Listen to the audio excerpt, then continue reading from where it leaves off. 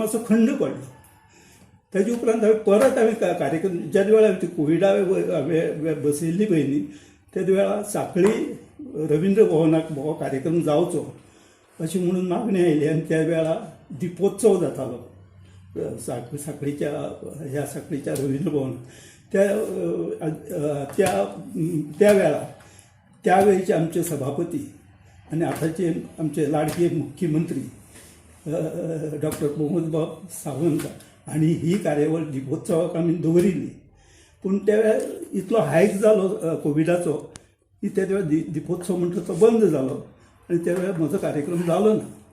आतां ती परत हांवें ती बसयल्या, नवे ढंगान बसयल्या, नवी चाली बसयल्यात, नवी ताका आकार दिला.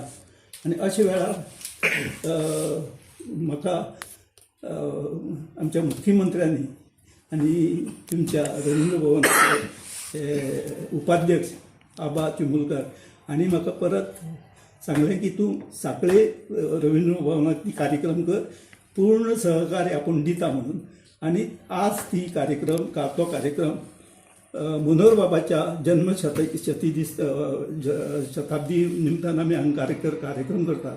आनी हो कार्यक्रम जो आसा तो कोंकणी अकादमी, गोवा कोंकणी अकादमी आनी संचालनालय, राजभास संचालनालय हांणी ही पुरस्कृत केल्ली आसा.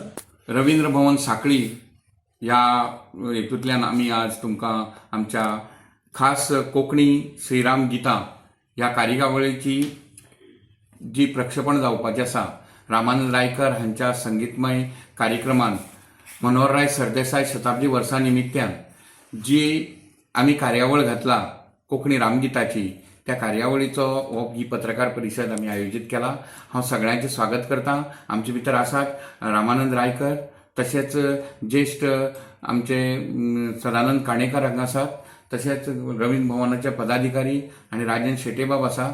आमी सगळ्यांक ह्या खास कार्यक्रमाक जो शताब्दी वर्सा निमित्यान मनोहरराय सरदेसायाच्या शताब्दी वर्सा निमित्यान खास रचणूक केल्ली कोंकणी श्रीराम गीता ह्या कार्यावळीची निर्मिती आणि पयलो कार्यक्रम जो रवींद्र भवन सांखळींतल्यान पायाभरणी जाता त्या कार्यक्रमाची रूपरेषा सांगपाक आमी हांगा आयल्यात.